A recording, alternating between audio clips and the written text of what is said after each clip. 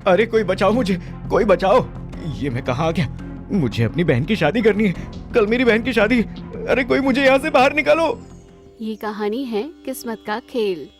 किसी गांव में महेश नाम का एक गरीब नौजवान रहता था। वो अपने बूढ़े माँ बाप और एक जवान बहन के साथ एक झोपड़ी में रहता था। मेहनत मजदूरी करके जो वो कमाता था उससे उसका घर चलता था। वो कोयले की खदान में खुदाई करने का काम करता था। एक रोज जब वो काम करके घर लौट रहा था तभी उसे गांव के एक बुजुर्ग मिले। अरे महेश बेटा, तुम्हारी बहन अब जवान हो चुकी है। गांव के लड़कों की गंदी नजर उस पर रहती है। मेरा ख्याल है उसकी शादी कर दो। उनकी बात सुनकर महेश को गुस्सा आ गया। काका, मुझे उनका नाम बताओ। आखिर किसकी नजर मेरी बहन पर रहती है? मैं उसे छोड़ूंगा नहीं। अरे महेश बेटा, गुस्सा करने से कुछ नहीं होने वाला। कोई एक नाम हो तो बताऊं। इस उम्र में ऐसा होता ही रहता है। तुम्हारी बहन के भी तो कुछ उम्मीदें होंगी, उसके भी तो कुछ सपने होंगे। सही कह रहे हो काका, मैं आज ही घर जाकर अपने माँ बाप से इस बारे में बात करता हूँ। महेश रात में अपने घर पहुंचा। उसकी बहन खाना बना कर लाई। सबने एक साथ बैठकर खाना खाया। उसके बाद माँ, पिताजी, मैं सोच रहा हूँ पायल की शादी कर दूं। इसकी उम्र भी हो गई है। अरे बेटा, आजकल के जमाने में लड़की की शादी करना बहुत महंगा हो गया। मैं तो इस उम्र में मेहनत कर नहीं सकता। आखिर कौन हम गरीबों से अपना रिश्ता जोड़ना चाहेगा? और बिना दहेज के तो कुछ हो ही नहीं सकता। बेटा, तू सही कह रहा है, क्योंकि जवान बेटी जब घर में कुंवारी बैठी रहती है तब गांव वालों की नजर में वो बोझ बन जाती है। और वैसे भी पायल के भी तो कुछ सपने होंगे, उसे भी अपना घर बसाना होगा। नहीं माँ, आप लोग मेरी चिंता मत करो। वैसे भैया भी तो इतनी मेहनत मजदूरी करके घर चला रहे हैं। ये क्या कम है? जब भगवान ने लिखा होगा तब मेरी शादी हो जाएगी। पायल ने तो कह दिया था, लेकिन महेश अंदर ही अंदर अब उसकी शादी के बारे में परेशान होने लगा था। अगली सुबह नाश्ता करके वो जल्दी जल्दी काम पर निकल गया और कोयले की खदान में मजदूरों के साथ मिलकर कोयला खोदने लगा। लेकिन उसके दिमाग में पायल की शादी की बात चल रही थी। मुझे कैसे भी करके जल्दी से कुछ पैसे इकट्ठे करने पड़ेंगे ताकि मैं अपनी बहन की शादी कर दूं। उसके बाद मुझे अपनी भी तो शादी करनी है, वरना घर में काम कौन करेगा? तभी वहाँ पर मालिक आ गया। उसने देखा कि बाकी के मजदूर खुदाई कर रहे थे और महेश चुपचाप बैठकर सोच में पड़ा हुआ था। महेश, यहाँ मुफ्त के पैसे नहीं मिलते हैं, कहाँ ध्यान है तुम्हारा? मालिक की बात सुनकर महेश को होश आया। माफ करना मालिक, अचानक से मैं अपनी बहन की शादी के बारे में सोचने लगा था। दोबारा शिकायत का मौका नहीं मिलेगा। सोचने के लिए पूरी रात पड़ी है तुम्हारे पास। अगर दोबारा यहाँ बैठकर कुछ सोचा तो काम से निकाल दूंगा। महेश डर गया और जल्दी जल्दी काम करने लगा। ऐसे ही दिन बीत रहे थे। हर सुबह वो काम पर जाता और शाम को लौट आता। उसने धीरे धीरे पैसा इकट्ठा करने की कोशिश तो की, लेकिन ज्यादा नहीं कर पाया। फिर एक रोज गांव के एक पंडित जी उनके घर आए। आप लोगों ने पायल बिटिया के लिए रिश्ता देखने को कहा था ना? मेरी नजर में एक परिवार है, वो भी गरीब है, लेकिन आप लोगों से उनकी हालत ठीक ठाक है। मुझे लगता है पायल बिटिया उनके घर में खुश रहेगी, किसी भी चीज की कमी नहीं रहेगी। लेकिन पंडित जी, अभी हमारे पास दहेज देने के लिए ज्यादा कुछ नहीं है। आजकल तो दहेज में बड़ी बड़ी गाड़ी देनी पड़ती है, ढेर सारे गहने देने पड़ते हैं। ये सब कहाँ से आएंगे? उन्हें दहेज नहीं चाहिए, बस अपनी बेटी दे दो, 2 कपड़ों में विदा कर दीजिए। वो लोग तैयार हैं। मुझे लग रहा है पंडित जी बिल्कुल सही कह रहे हैं पिताजी। कल रविवार है, मेरी कल छुट्टी भी है। पंडित जी ऐसा कीजिए, कल उन्हें हमारे यहाँ बुलवा लीजिए, वो पायल को देख लेंगे। हाँ, यही सही रहेगा। अगले ही दिन पंडित जी लड़के वालों को बुलाकर ले आए। लड़के का नाम राकेश था। उसके साथ उसके माँ बाप भी थे। हम लोगों को तो पायल बिटिया बहुत पसंद है जी। जो भी आपसे बन पड़े दे देना, हमारी ज्यादा डिमांड नहीं है। पंडित जी ने आपके बारे में बिल्कुल सही बताया था जी। हमें भी राकेश बेटे का नेचर बहुत अच्छा लगा। तो ठीक है, अब आप दोनों बिल्कुल तैयार रहें, तो 1 महीने के बाद की शादी की तारीख मैं निकाल लेता हूँ। हाँ पंडित जी, जरा आप शादी की डेट निकाल लीजिए। मुझे वैसे भी राकेश बेटे की जल्द से जल्द शादी करनी है, क्योंकि हमारे घर में कोई काम करने वाला नहीं है। बहुत दिनों बाद आज महेश को थोड़ा सुकून मिला। खैर लड़के वाले और पंडित जी पायल को देखकर वहाँ से चले गए। इधर महेश अपनी बहन की शादी की तैयारी में लग गया। भैया आप इतनी मेहनत मत करो, अब तो शादी तय हो गई है ना मेरी, ज्यादा परेशान होने की कोई जरूरत नहीं है। हाँ महेश बेटा, तेरी बहन बिल्कुल सही कह रही है। तू रात में भी घर देर से आता है, इतना ज्यादा मेहनत मत कर वरना बीमार पड़ जाएगा। तो इस तरह शादी की धूमधाम की तैयारी चल रही थी। जितना भी हो सकता था उतना महेश ने किया। लेकिन शादी के 2 दिन ठीक बाद पहले लड़के का पिता और लड़का अकेले में महेश से मिले। आप लोगों ने अचानक मुझे क्यों बुला लिया? 2 दिन बाद शादी है, हर जगह कार्ड भी मैंने बांट दिए हैं, मेरी तरफ से सारी तैयारियां हो चुकी हैं। जी मैं और पापा बस ये जानना चाहते हैं कि दहेज में तुम आखिर क्या दे रहे हो? लड़के के मुंह से ये बात सुनकर महेश हक्का बक्का रह गया। लेकिन आप लोगों ने तो कहा था कि आप दहेज नहीं लेंगे, अचानक आप दहेज की बात क्यों कर रहे हैं? महेश, तुम्हारे कान देखकर लगता है कि तुम बहरे तो नहीं हो और तुम्हारी याददाश्त भी ठीक ठाक लगती है। जरा याद करो, हमने कहा था कि हमें ज्यादा कुछ नहीं चाहिए, ये नहीं कहा था कि हमें दहेज बिल्कुल नहीं चाहिए। थोड़ा बहुत तो देना ही पड़ेगा, जैसे मोटरसाइकिल, बेड, अलमारी, टीवी, इतना सब तो नॉर्मल सी चीज है ना। हम लोग तुमसे बहुत बड़ी कार या बहुत बड़ा ट्रैक्टर तो नहीं मांग रहे। ये सब सुनकर महेश के चेहरे से पसीना टपकने लगा, क्योंकि उसके पास जितना पैसा था वो सारा पैसा उसने खाने, कपड़े में, गहनों में खर्च कर दिया था। अब उसके पास कुछ ज्यादा नहीं बचा था। देखिए, आप लोग अच्छी तरह से हमारी हालत जानते हैं। मैं अकेला कमाने वाला हूँ, बिना दहेज के भी बहुत सारा खर्चा होता है लड़की की शादी में। अब मेरे पास दहेज देने के लिए बिल्कुल पैसे नहीं बचे। हमें नहीं पता था कि तुम लोग इतना भी दहेज नहीं दे पाओगे, वरना हम शादी के लिए मना कर देते। और वैसे भी अभी देर नहीं हुई है पिताजी, मैं ऐसे भिखमंगों के यहाँ शादी नहीं करना चाहता। चाचा जी अपने बेटे को समझाइए, ये क्या बोल रहे हैं? मैं पूरे गांव को, रिश्तेदारों को, सबको, पूरे गांव को, रिश्तेदारों को, सबको पता चल चुका है कि मेरी बहन की शादी होने वाली है और हर जगह कार्ड भी बढ़ चुके हैं। अगर ये शादी नहीं हुई तो हमारी कितनी बेइज्जती हो जाएगी, आपको अंदाजा भी है। देखो महेश, मेरा बेटा कुछ गलत नहीं बोल रहा है, थोड़ा बहुत तो दहेज देना ही पड़ेगा, वरना हमारे गांव में तो हमारी बेइज्जती हो जाएगी। लोग बोलेंगे दहेज में कुछ मिला कि नहीं। तुम्हें अगर अपनी बहन की इज्जत की इतनी परवाह है तो अभी 2 दिन का समय है, या तो दहेज का इंतजाम कर लो या हम बारात लेकर नहीं आएंगे। चल बेटा। इतना बोलकर दोनों बाप बेटे वहाँ से निकल गए। अब महेश की हालत बहुत खराब हो गई। ये सब अचानक क्या हो गया? अगर मैं इस बारे में अपने घर पे बताता हूँ तो सब लोग बहुत परेशान हो जाएंगे। मेरी माँ का तो रो रो के बुरा हाल हो जाएगा और मेरी बहन के सपने पल भर में चूर चूर हो जाएंगे। वो तो खुद ही शादी से इनकार कर देगी। अगर मैंने इस बारे में बताया तो पूरे गांव में, रिश्तेदारी में हमारी बेइज्जती हो जाएगी। मुझे कुछ न कुछ तो करना ही पड़ेगा, लेकिन मैं क्या करूं? कल मैं अपने मालिक से इस बारे में बात करता हूं। महेश अपना उदास चेहरा लेकर घर पहुंचा। वो कुछ बोल नहीं पा रहा था, बस चुपचाप खाना खा रहा था। उसका उदास चेहरा देखकर उनके माँ बाप हैरान हो गए। क्या हुआ बेटा, इतना उदास क्यों है? परसों तेरी बहन तुझे छोड़कर चली जाएगी, इसीलिए उदास है ना? हाँ पिताजी, इसी वजह से उदास हूँ। बचपन से मेरी बहन इस गांव में, इस घर में खेली है, यहीं बड़ी हुई है और परसों घर छोड़कर चली जाएगी।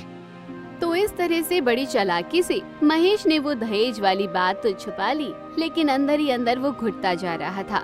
रात भर उसे नींद नहीं आई। किसी भी तरह जल्दी से ये रात कट जाए, सुबह मैं काम पर जाऊं और अपने मालिक से दहेज के बारे में बात करूं। अगर कल मेरे मालिक ने मेरी मदद नहीं की तो सब बर्बाद हो जाएगा। मेरी बहन की शादी टूट जाएगी और एक बार शादी टूटने के बाद लड़की की शादी होना मुश्किल हो जाता है। यही सब सोचते सोचते रात बीत गई। महेश रात भर नहीं सोया। अगली सुबह जल्दी उठकर महेश काम पर जाने लगा। तभी उसकी माँ टिफिन लेकर आई। बेटा, तू अपनी बहन की कुछ ज्यादा ही फिक्र कर रहा है। पहली बात तो तू आज इतनी जल्दी काम पर जा रहा है और दूसरी बात तू अपना टिफिन ले जाना भूल गया। अरे नहीं माँ, कल पायल की शादी है ना, तो कुछ लोगों से मुझे बात करनी है, इसीलिए थोड़ा जल्दी जा रहा हूँ। काम पर बाद में जाऊंगा, मुझे टिफिन दे दीजिए, मैं निकलता हूँ। टिफिन लेकर महेश पैदल ही निकल पड़ा। आज वो पैदल ही किसी जंगल के रास्ते निकल पड़ा। महेश वो धड़ाम से गिर गया।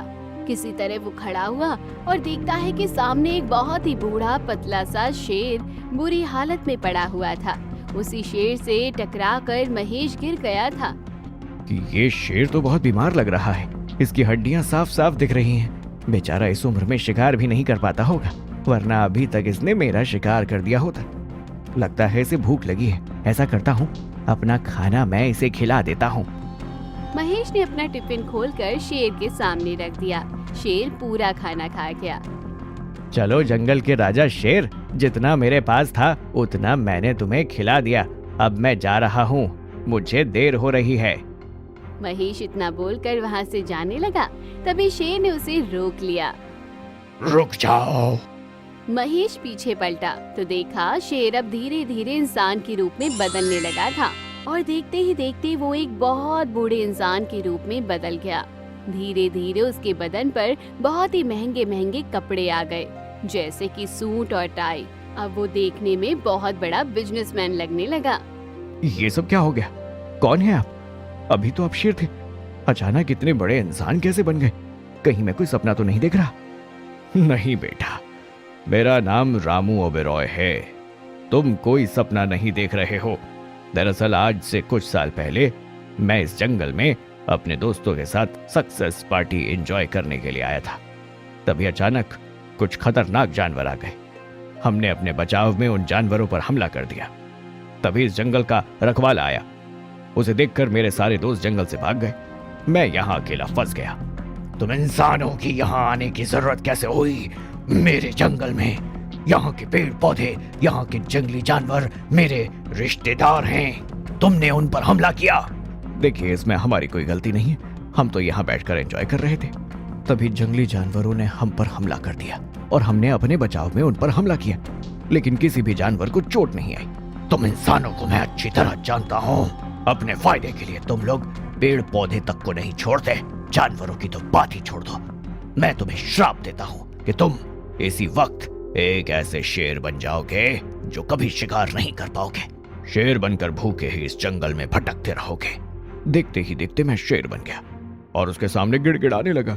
मेरी आंखों में आंसू आ गए, पर तब जाकर उस आदमी को मेरे ऊपर तरस आया। अगर तुम इंसान के रूप में रो रहे होते तो मुझे तुम पर बिल्कुल तरस नहीं आता, लेकिन मेरी नजरों के सामने एक जानवर रो रहा है, इसलिए मुझे तुम पर तरस आ रहा है। मैं तुम्हें एक मौका देता हूँ। अगर तुम सच में हमारे जानवरों को कष्ट पहुंचाना नहीं चाहते थे तो जब भी इस जंगल में दोबारा तुम्हारे जैसा कोई सभ्य इंसान आएगा और तुम्हें भोजन करवाएगा, तब तुम अपने असली रूप में वापस आ जाओगे। लेकिन ये बहुत ही बड़ी मुश्किल है, क्योंकि यहाँ पर कभी कोई इंसान नहीं आता। 10 साल के बाद तुम पहले इंसान यहाँ से गुजरे और मुझे खाना खिलाया। इसी वजह से मैं उनके श्राप से मुक्त हो गया और मैं तुम्हें दिल से दुआ देता हूँ तुम्हारी सारी समस्याएं हमेशा के लिए खत्म हो जाए। आपके कहने से मेरी कोई समस्या खत्म नहीं होने वाली। अब आप घर जाइए, अपने परिवार से मिलिए, वो खुश हो जाएंगे। मुझे लग रहा है कि तुम बहुत बड़ी समस्या में हो। अगर तुम बताना चाहते हो तो बता सकते हो। तुमने मुझे नई जिंदगी दी, शायद मैं तुम्हारे लिए कुछ कर पाऊं। महेश ने अपनी पूरी कहानी उस आदमी को यानी कि ओबरॉय साहब को बता दी। ओबरॉय साहब ने पूरी कहानी सुनने के बाद महेश के कान में कुछ कहा और वहाँ से चल दिया। महेश भी काम पर चला गया और अपने मालिक से पैसे मांगने लगा। मालिक, कल मेरी बहन की शादी है। अचानक लड़के वालों ने दहेज की मांग कर दी है। अगर हो सके तो मुझे कुछ पैसे उधार दे दीजिए मालिक। मैं पूरे 1 साल में फ्री में यहाँ पर काम करने को तैयार हूँ। देखो, तुम्हें 1000-2000 चाहिए तो मैं तुम्हें दे सकता हूँ, इससे ज्यादा नहीं। चुपचाप जाकर काम करो। पैसे मांगने के नए नए तरीके तुम लोग रोज ही ले आते हो। मैं कोई बहाना नहीं बना रहा हूँ मालिक, आपके पास पैसे नहीं है तो कोई बात नहीं। इतना बोलकर महेश काम करने लगा। कोयले की खान में बहुत ही गहराई में वो चला गया और खुदाई करने लगा। खुदाई करते करते अचानक से वो किसी गड्ढे में गिर गया जहाँ एक सुरंग थी। सुरंग के सहारे वो बहुत गहराई में घुस गया। बचाओ, अरे अरे मुझे कोई बचाओ, मैं यहाँ फंस गया हूँ। कोई सुन रहा है क्या? अरे मालिक, मुझे बचाओ, कल मेरी बहन की शादी है। तभी अचानक महेश को दूर कहीं एक सफेद रंग की रोशनी दिखाई दी। महेश को लगा कि वो बाहर निकलने का कोई रास्ता है, इसलिए वो भागकर उसके पास गया। लेकिन पास जाकर देखा तो वहाँ पर बहुत सारे हीरे पड़े हुए थे। अरे वाह, ये तो हीरे हैं। मेरी तो सारी समस्याएं एक साथ खत्म हो गई। ओबेरॉय साहब का आशीर्वाद लगता है काम कर गया। अब जल्दी से यहाँ से निकलने का रास्ता बनाना पड़ेगा। महेश ने सारे हीरे अपनी जेब में भर लिए और फिर से खुदाई करने लगा। खुदाई करते करते उसने एक सुरंग बनाई जो सीधा ही अंदर उस कोयले की खान से बहुत दूर जा निकली। वहाँ पर वो किसी नाली के रास्ते बाहर निकला और अपने घर चला गया। वहाँ जाकर पहले उसने नहाया, फिर सारे हीरे निकालकर अपने माँ बाप और अपनी पायल बहन के सामने रख दिया। बेटा महेश, ये तो शुद्ध हीरे हैं। ये तुम्हें कहाँ से मिले? पिताजी, ये हीरे मुझे अपनी कोयले की खदान में मिले हैं। पायल, माँ, सबसे पहले मैं आप लोगों को लड़के वालों के बारे में कुछ बताना चाहता हूँ। महेश ने सबसे पहले लड़के वालों की सारी हरकतें बताई, फिर रास्ते में शेर वाली घटना बताई। बेटा, अगर उन लोगों ने ऐसा कहा था तो उनसे रिश्ता तोड़ने में ही हमारी भलाई है। ऐसे लालची लोगों के साथ हमें रिश्ता नहीं रखना चाहिए, फिर चाहे हमारी बेटी कुंवारी क्यों न रहे। माँ बिल्कुल सही कह रही है भैया, ऐसे लोगों से मुझे रिश्ता रखना ही नहीं है। अरे आप लोग पहले मेरी बात पूरी सुनो। जाते जाते ओबेरॉय साहब ने मेरे कान में क्या कहा। महेश ने सारी बात अपने परिवार को बता दी। खैर, हीरे पाकर उनका परिवार पूरा खुश हो चुका था। अगली सुबह महेश जल्दी उठा और जौहरी के पास गया और कुछ हीरे बेच दिए। उन पैसों से वो आज लग्जरी कार लेकर आया अपनी बहन के लिए और सुंदर सा लहंगा भी खरीद कर लाया। इसके अलावा वो अपने माँ बाप के लिए और खुद के लिए भी बहुत अच्छे अच्छे कपड़े खरीद कर लाया। भैया, ऐसा लहंगा तो मैंने सिर्फ फिल्मों में देखा था। भगवान ने तो अचानक मेरी किस्मत ही बदल दी। किस्मत के खेल भी बड़े ही निराले होते हैं। खैर, रात में राकेश बारात लेकर वहाँ पर सारे बाराती और महेश का पूरा गांव इकट्ठा हो गया। सबसे पहले तो महेश और उनके परिवार ने बारात का अच्छे से स्वागत किया, लेकिन बारात को बाहर गांव वालों के बीच में ही खड़ा किया। तभी महेश ने कहा, आप लोग कल कह रहे थे ना कि अगर हमने दहेज का इंतजाम नहीं किया तो आप लोग बारात लेकर वापस लौट जाएंगे। मैं सही कह रहा हूँ या नहीं चाचा? अरे हाँ, मैं इन गांव वालों और बारातियों के सामने फिर से कह रहा हूँ, अगर तुमने दहेज का इंतजाम अभी तक नहीं किया है तो मैं बारात लेकर जा रहा हूँ। तभी अचानक लड़के यानी कि राकेश की नजर महेश के घर के बाहर खड़ी बिल्कुल नई लग्जरी कार पर गई। पापा, बारात वापस ले जाने की कोई जरूरत नहीं है। देखो, महेश दहेज का सारा सामान ले आए। हमने तो कार नहीं मांगी थी ना, फिर भी देखो कार लेकर आ गया महेश। अरे आप लोगों को मालूम नहीं, जिस कोयले की खदान में महेश का बेटा काम करता था उसी खदान में उसे ढेर सारे हीरे मिले हैं। और खदान का नियम तो जानते ही होंगे, जिसे हीरे मिलते हैं उसी के हो जाते हैं हमारे गांव में। अरे तो फिर देर ना करो महेश, जल्दी से शादी का कार्यक्रम खत्म करो और हम ये सारा दहेज का सामान लेकर जाएं। गांव वालों, पहले इन लोगों ने कहा था कि हमें दहेज नहीं चाहिए, लेकिन शादी के ठीक 2 दिन पहले इन्होंने कहा कि अगर दहेज का इंतजाम नहीं हुआ तो बारात वापस ले जाएंगे। अब आप लोग ही बताइए, अगर मैं दहेज का इंतजाम ना कर पाता तब तो आप लोगों के सामने मेरी बहन की बेइज्जती हो जाती। तो गांव वालों, क्या इन लोगों ने सही किया? नहीं महेश बेटा, ये तो बहुत ही गलत बात है। जो भी दहेज चाहिए था वो तो पहले ही बताना चाहिए था। अचानक बारात ले जाएंगे तो बेचारी बिटिया की बेइज्जती हो जाती। ये लड़के वालों ने अच्छा नहीं किया। किस्मत का खेल भी बहुत निराला है चचा। कल तक आप ये बारात वापस ले जाने की बात कर रहे थे और आज मैं आपसे कहता हूँ कि ये बारात वापस ले जाइए। हमें आपके साथ कोई रिश्ता नहीं रखना। ये क्या कह रहे हो महेश? ये बिल्कुल गलत बात है। मैं पुलिस में जाऊंगा। क्यों चाचा? बारात वापस ले जाने का ठेका सिर्फ लड़के वालों के पास ही थोड़ी होता है। आप लोग शौक से पुलिस के पास जाइए।